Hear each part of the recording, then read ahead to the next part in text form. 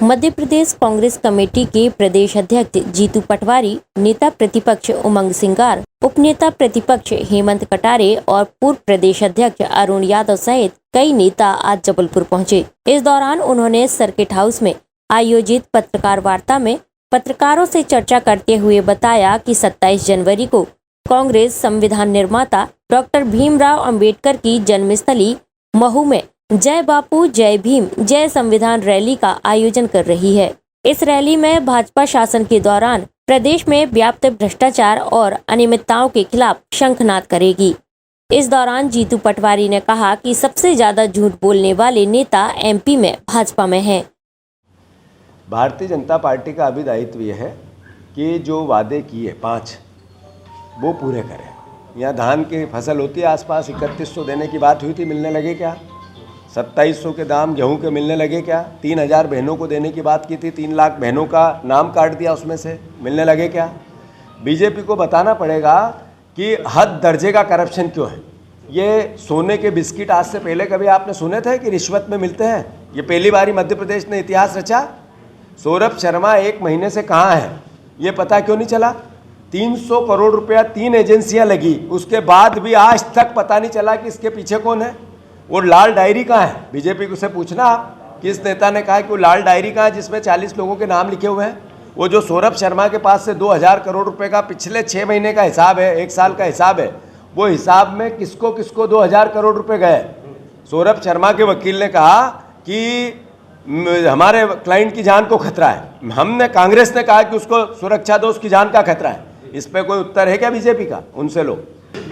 ऐसा है कि भारतीय जनता यही लड़ाई चल रही है, संविधान की रक्षा की, नियम कानून कायदे की सुरक्षा की। ये प्रीतम लोधी जी ने जो किया ये नया नहीं है। बीजेपी किसी नाम को नहीं मानती, किसी कानून को नहीं मानती।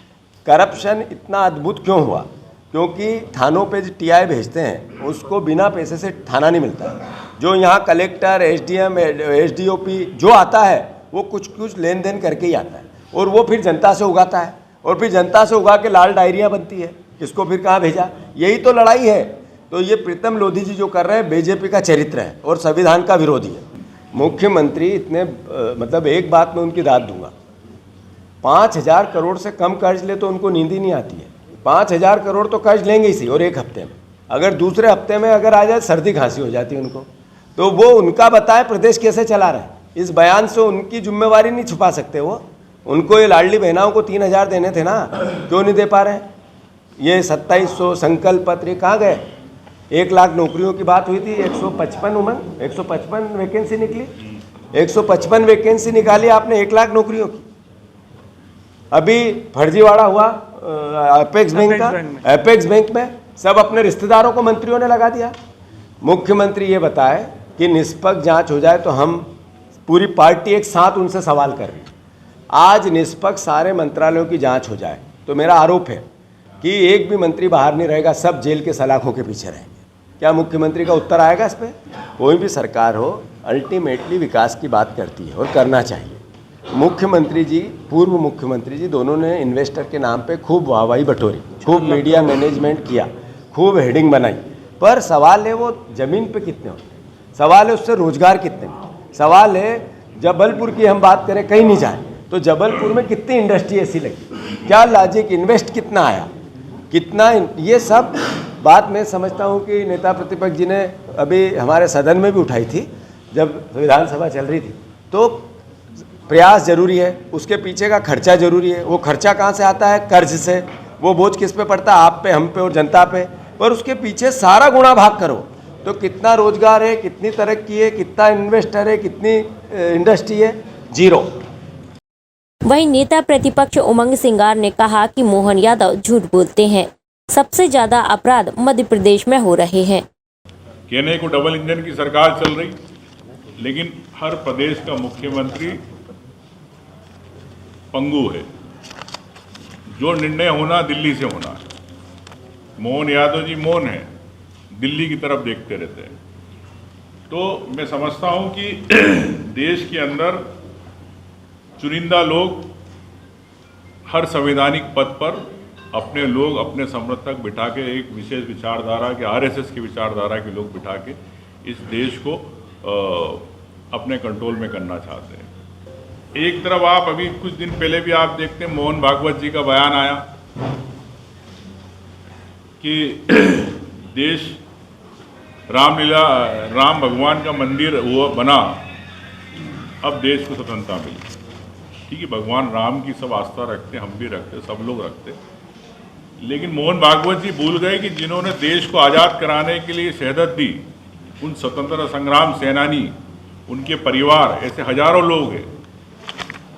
नेताओं के अलावा उनकी जो विरासत है, उनके जो लोग परिवार है पूरे देश के अंदर, जिसने देश को आज़ाद कराया, शायद उनको भूल गए।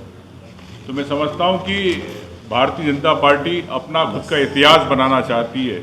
जिस प्रकार से आप पाठ्यक्रमों में देख रहे हैं कि कई पाठ्यक्रमों में इन्होंने बदले, तो ये जो एक स्वतंत्रता की अभिव्यक्ति हमारे संविधान में है, चाहे आम व्यक्ति हो, चाहे मीडिया हो, आज उस अभिव्यक्ति को लेके जिस प्रकार से नियम कानून बदले जा रहे हैं, हर जगह कहीं ना कहीं धरना प्रदर्शन को लेके, आज आम व्यक्ति अगर धरना प्रदर्शन करे तो उस पर केस दर्ज हो जाते हैं। तो मैं समझता हूँ कि ये संविधान बदलने की एक वो है, एक सुनियोजित रणनीति है। उस देश को के लिए कांग्रेस पार्टी आम जनता के लिए संविधान बचाओ को लेकर जय भीम, जय बापू, जय संविधान रैली 27 तारीख को मऊ में कर रही है। कह सकते हैं कि मोदी जी मन की बात तो करते हैं, लेकिन जनता की और किसान, दलित, युवा की, देश की, प्रदेश के युवाओं की, उनकी बात, मन की बात नहीं सुनना चाहते। आज किसान, आपने देखा पंजाब के किसान, कई पूरे देश के किसान 1 साल बैठे रहे, लेकिन आज तक समर्थन मूल्य पे लेके आज तक निर्णय नहीं हो पाया।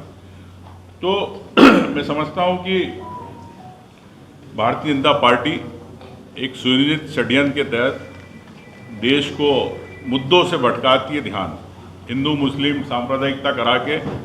लेकिन आज देश के अंदर आर्थिक विकास की जरूरत है, आज देश के अंदर युवाओं को नौकरी की आवश्यकता है, आज देश के अंदर उन किसानों को समर्थन मूल्य की आवश्यकता है, लेकिन इस पे भारतीय जनता पार्टी बात नहीं करना चाहती। कांग्रेस पार्टी हर वर्ग के मुद्दे को उठा के आगे बढ़ना चाहती है और बताना चाहती है कि हम लोग आम जनता के साथ हैं और जनता की आवाज़ विपक्ष का काम है।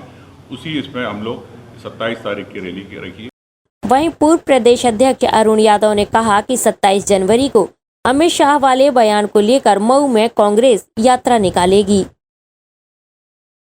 SK news live, Jabalpur.